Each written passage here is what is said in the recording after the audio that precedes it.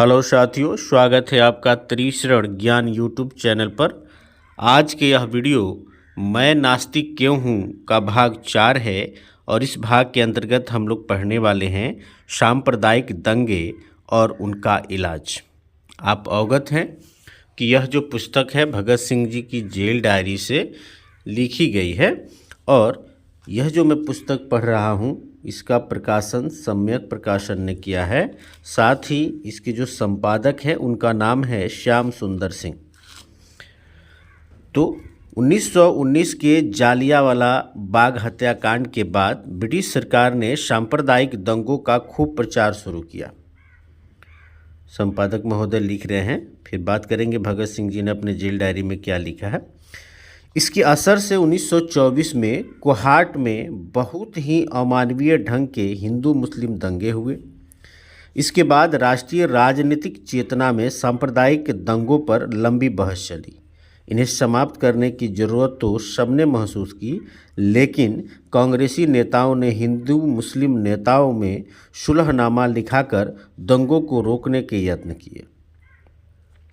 इस समस्या के निश्चित हल के लिए क्रांतिकारी आंदोलन ने अपने विचार प्रस्तुत किए। प्रस्तुत लेख जून 1928 की कीर्ति में छपा। यह लेख इस समस्या पर शहीद भगत सिंह और उनके साथियों के विचारों का सार है। आइए देखते हैं क्या है। भारतवर्ष की दशा इस समय बड़ी दयनीय है। एक धर्म के अनुयायी दूसरे धर्म के अनुयायियों के जानी दुश्मन हैं। अब तो एक धर्म का होना ही दूसरे धर्म का कट्टर शत्रु होना है। यानी ऐसा हो गया है कि भारत में चूँकि जो भी महत्वपूर्ण धर्म है सभी धर्मों के लोग यहाँ हैं। अब तो हमें जो है किसी से दुश्मनी करने की ज़रूरत ही नहीं है या किसी के एंटी होने की ज़रूरत ही नहीं है। बस हम उसके धर्म के नहीं हैं तो हम उसके विरोधी हैं, हम उसके जानी दुश्मन हैं। ऐसा हो गया। अब तो एक धर्म का होना ही दूसरे धर्म का कट्टर शत्रु होना है। यदि इस बात का भी यकीन न हो तो लाहौर के ताज़ा दंगे ही देख ले। लिख रहे हैं भगत सिंह, किस प्रकार मुसलमानों ने निर्दोष सिखों हिंदुओं को मारा है और किस प्रकार सिखों ने भी वश चलते कोई कसर नहीं छोड़ी है। यह मार काट इसलिए नहीं कि फला आदमी दोषी है, वरन इसलिए कि फला आदमी हिंदू है या सिख है या मुसलमान है। यानी दोषी को वहाँ पे मारा पीटा नहीं गया, धर्म के नाम पे लोगों को मारा गया। बस किसी व्यक्ति का सिख या हिंदू होना ही उसकी जान लेने के लिए पर्याप्त तर्क था। जब स्थिति ऐसी हो तो हिंदुस्तान का ईश्वर ही मालिक है। ऐसी स्थिति में हिंदुस्तान का भविष्य बहुत अंधकारमय नजर आता है। इन धर्मों ने हिंदुस्तान का बेड़ा गर्क कर दिया है और अभी पता नहीं कि यह धार्मिक दंगे भारतवर्ष का पीछा कब तक छोड़ेंगे। इन दंगों ने संसार की नज़रों में भारत को बदनाम कर दिया है और हमने देखा है कि अंधविश्वास के बहाव में सभी बह जाते हैं। कोई बिरला ही हिंदू मुसलमान या सिख होता है जो अपना दिमाग ठंडा रखता है। बाकी सब के सब धर्म के नाम लेवा अपने धर्म के रोब को कायम रखने के लिए डंडे लाठियाँ तलवारें छुरे हाथ में पकड़ लेते हैं और आपस में सिर फोड़ फोड़ कर मर जाते हैं। बाकी बचे कुछ तो फांसी चढ़ जाते हैं और कुछ जेलों में फेंक दिए जाते हैं। इतना रक्तपात होने पर इन धर्मजनों पर अंग्रेजी सरकार का डंडा बरसता है और फिर इनके दिमाग का कीड़ा ठिकाने पर आ जाता है। जहाँ तक देखा गया है इन दंगों के पीछे सांप्रदायिक नेताओं और अखबारों का हाथ है। इस समय हिंदुस्तान के नेताओं ने ऐसी लीद की है कि चुप ही भली। वही नेता जिन्होंने भारत को स्वतंत्र कराने का बीड़ा अपने सिरों पर उठाया हुआ था और जो समान राष्ट्रीयता और स्वराज के दमगजे मारते नहीं थकते थे, वहीं या तो अपने सिर छुपाए चुपचाप बैठे हैं या इसी धर्मांधता के बहाव में बह चले हैं। लिख रहे हैं कि जो राष्ट्रीयता की बात करते थे जो नेता, वे लोग या तो किसी न किसी धार्मिक गुट में शामिल हो गया, नहीं तो चुपचाप बैठे हैं। यानी वो बदनाम नहीं होना चाहते कि भाई हम किसी एक तरफ के तरफ से बोल दिए तो दूसरा पक्ष हमसे नाराज हो जाएगा। नेताओं को कुर्सी प्यारी है, सिर्फ चुपचाप मूक दर्शक बन के देख रहे हैं कि, है ना। तो इस तरह की बात लिख रहे हैं।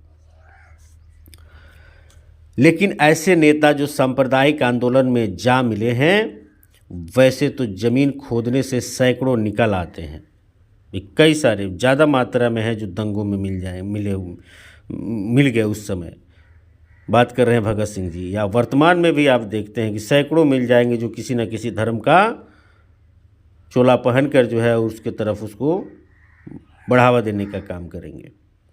नेताओं की नेतागिरी धार्मिक उन्माद फैलाने में ही चल रही है। जो नेता हृदय से सबका भला चाहते हैं, ऐसे बहुत ही कम है, और सांप्रदायिकता की ऐसी प्रबल बाढ़ आई हुई है कि वे भी इसे रोक नहीं पा रहे। यानी ऐसे नहीं कि अच्छे नेता नहीं हैं, लेकिन उनकी संख्या कम है, और सांप्रदायिक दंगे इतने ज़्यादा हैं, इतना भयावह है कि रोक पाना उनके लिए संभव नहीं है। ऐसा लग रहा है कि भारत में नेतृत्व का दिवाला पीट गया है। दूसरे सज्जन जो सांप्रदायिक दंगों को भड़काने में विशेष हिस्सा लेते रहे हैं, वे अखबार वाले हैं। पत्रकारिता का व्यवसाय जो किसी समय बहुत ऊंचा समझा जाता था, आज बहुत ही गंदा हो गया है। यह लोग एक दूसरे के विरुद्ध बड़े मोटे मोटे शीर्षक देकर लोगों की भावनाएं भड़काते हैं और परस्पर सिर फुटौल करवाते हैं। एक दो जगह ही नहीं, कितनी ही जगहों पर इसलिए दंगे हुए हैं कि स्थानीय अखबारों ने बड़े उत्तेजनापूर्ण लेख लिखे हैं। ऐसे लेखक जिनका दिल व दिमाग ऐसे दिनों में शांत रहा हो, बहुत कम है। अखबारों का असली कर्तव्य शिक्षा देना, लोगों से संकीर्णता निकालना, सांप्रदायिक भावनाएं हटाना, परस्पर मेल मिलाप बढ़ाना और भारत की साझी राष्ट्रीयता बनाना था।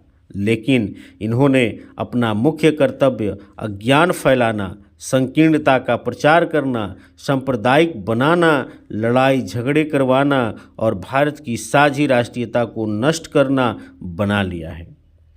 यही कारण है कि भारतवर्ष की वर्तमान दशा पर विचार कर आंखों से रक्त के आंसू बहने लगते हैं और दिल में सवाल उठता है कि भारत का बनेगा क्या।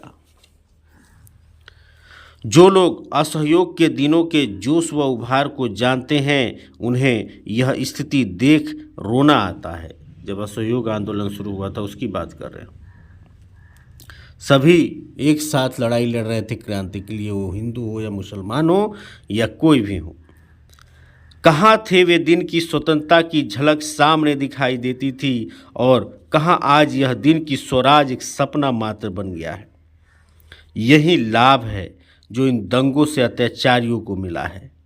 वही नौकरशाही जिसके अस्तित्व को खतरा पैदा हो गया था कि आज गई कि कल गई, आज अपनी जड़ें इतनी मजबूत कर चुकी है कि उसे हिलाना कोई मामूली काम नहीं है। भगत सिंह जी लिखते हैं कि आज जो है अंग्रेज़ों की जड़ें बहुत मजबूत हो गई है, क्योंकि लोग भारत के सांप्रदायिक दंगों में उलझ गए हैं, धार्मिक उन्माद में उलझ गए हैं। तो उनको हटा पाना, उनको उखाड़ फेंकना इतना आसान नहीं रहा, और इसको हवा देने का काम वो खुद करते थे, अंग्रेज भी करते थे। यदि इन सांप्रदायिक दंगों की जड़ खोजे तो हमें इसका कारण आर्थिक ही जान पड़ता है। बात कह रहे हैं कि भाई आखिर क्या कारण है, तो कह रहे हैं कि आर्थिक कारण है। असहयोग के दिनों में नेताओं व पत्रकारों ने ढेरों कुर्बानियाँ दी, उनकी आर्थिक दशा बिगड़ गई थी। असहयोग आंदोलन के धीमा पड़ने पर नेताओं पर अविश्वास सा हो गया, जिससे आजकल के बहुत से सांप्रदायिक नेताओं के धंधे चौपट हो गए। विश्व में जो भी काम होता है उसकी तह में पेट का सवाल जरूर होता है। यह कार्ल मार्क्स के 3 बड़े सिद्धांतों में से यह एक मुख्य सिद्धांत है। इसी सिद्धांत के कारण तबलीग, तनकीम, शुद्धि आदि संगठन शुरू हुए, और इसी कारण से आज हमारी ऐसी दुर्दशा हुई जो अवर्णनीय है। बस सभी दंगों का इलाज यदि कोई हो सकता है तो वह भारत की आर्थिक दशा में सुधार से ही हो सकता है, क्योंकि भारत के आम लोगों की आर्थिक दशा इतनी खराब है कि एक व्यक्ति दूसरे को चवन्नी देकर किसी और को भी अपमानित करवा सकता है। भूख और दुख से आतुर होकर मनुष्य सभी सिद्धांत ताक पर रख देता है। सच है, मरता क्या न करता। लेकिन वर्तमान स्थिति में आर्थिक सुधार होना अत्यंत कठिन है, क्योंकि सरकार विदेशी है और लोगों की स्थिति को सुधरने नहीं देती। इसीलिए लोगों को हाथ धोकर इसके पीछे पड़ जाना चाहिए और जब तक सरकार बदल न जाए चैन की सांस न लेना चाहिए। लोगों को परस्पर लड़ने से रोकने के लिए वर्ग चेतना की आवश्यकता है। गरीब मेहनतकशों व किसानों को स्पष्ट समझा देना चाहिए कि तुम्हारे असली दुश्मन पूंजीपति हैं, इसलिए तुम्हें इनके हथकंडों से बचकर रहना चाहिए और इनके हथे चढ़ कुछ न करना चाहिए। संसार के सभी गरीबों के, चाहे वे किसी भी जाति, रंग, धर्म या राष्ट्र के हों, अधिकार एक ही है। तुम्हारी भलाई इसी में है कि तुम धर्म, रंग, नस्ल और राष्ट्रीयता व देश के भेदभाव भुलाकर एकजुट हो जाओ और सरकार की ताकत अपने हाथ में लेने का यत्न करो। इन यत्नों में तुम्हारा नुकसान कुछ नहीं होगा। इनसे किसी दिन तुम्हारी जंजीरें कट जाएंगी और तुम्हें आर्थिक स्वतंत्रता मिलेगी। जो लोग रूस का इतिहास जानते हैं उन्हें मालूम है कि जार के समय वहाँ भी ऐसी ही स्थितियाँ थीं। वहाँ भी कितनी ही समुदाय थे जो परस्पर जूत पतांग करते थे। लेकिन जिस दिन से वहाँ श्रमिक शासन हुआ वहाँ नक्शा ही बदल गया। अब वहाँ कभी दंगे नहीं होते। अब वहाँ सभी को इंसान समझा जाता है, धर्मजन नहीं। जार के समय लोगों की आर्थिक दशा बहुत खराब थी, इसीलिए सब दंगे फसाद होते थे। लेकिन अब रूसियों की आर्थिक दशा सुधर गई है और उनमें वर्ग चेतना आ गई है, इसीलिए अब वहाँ से कभी किसी दंगे की खबर नहीं आई।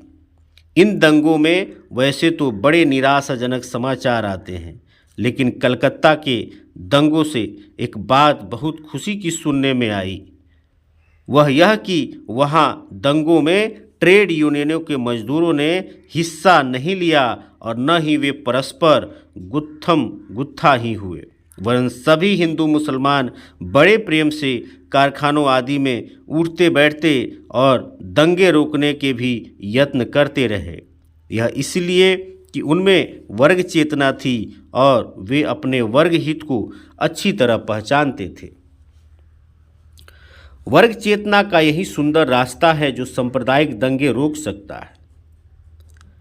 यह खुशी का समाचार हमारे कानों को मिला है कि भारत के नवयुवक अब वैसे धर्मों से जो परस्पर लड़ाना या घृणा करना सिखाते हैं तंग आकर हाथ धो रहे हैं और उनमें इतना खुलापन आ गया है कि वे भारत के लोगों को धर्म की नज़र से हिंदू, मुसलमान या सिख रूप में नहीं, वरन सभी को पहले इंसान समझते हैं, फिर भारतवासी। भारत के युवकों में इन विचारों के पैदा होने से पता चलता है कि भारत का भविष्य सुनहरा है और भारतवासियों को इन दंगों आदि को देखकर घबराना नहीं चाहिए, बल्कि तैयार को यत्न करना चाहिए कि ऐसा वातावरण बने कि दंगे हों ही नहीं। 1914-15 के शहीदों ने धर्म को राजनीति से अलग कर दिया था। वे समझते थे कि धर्म व्यक्ति का व्यक्तिगत मामला है, इसमें दूसरे का कोई दखल नहीं, न ही इसे राजनीति में घूलना चाहिए, क्योंकि यह सबको मिलकर एक जगह काम नहीं करने देता। इसलिए गदर पार्टी जैसे आंदोलन एकजुट व एकजान रहे, जिसमें सिख बढ़ चढ़कर फांसियों पर चढ़े और हिंदू मुसलमान भी पीछे नहीं रहे। इस समय कुछ भारतीय नेता भी मैदान में उतरे हैं जो धर्म को राजनीति से अलग करना चाहते हैं। झगड़ा मिटाने का यह भी एक सुंदर इलाज है और हम इसका समर्थन करते हैं। यदि धर्म को अलग कर दिया जाए तो राजनीति पर हम सभी इकट्ठे हो सकते हैं। धर्मों में हम चाहे अलग अलग ही रहें, हमारा ख्याल है कि भारत के सच्चे हमदर्द ऊपर बताए इलाज पर ज़रूर विचार करेंगे और भारत का इस समय जो सौगात हो रहा है उसे बचा लेंगे। Thank you for listening.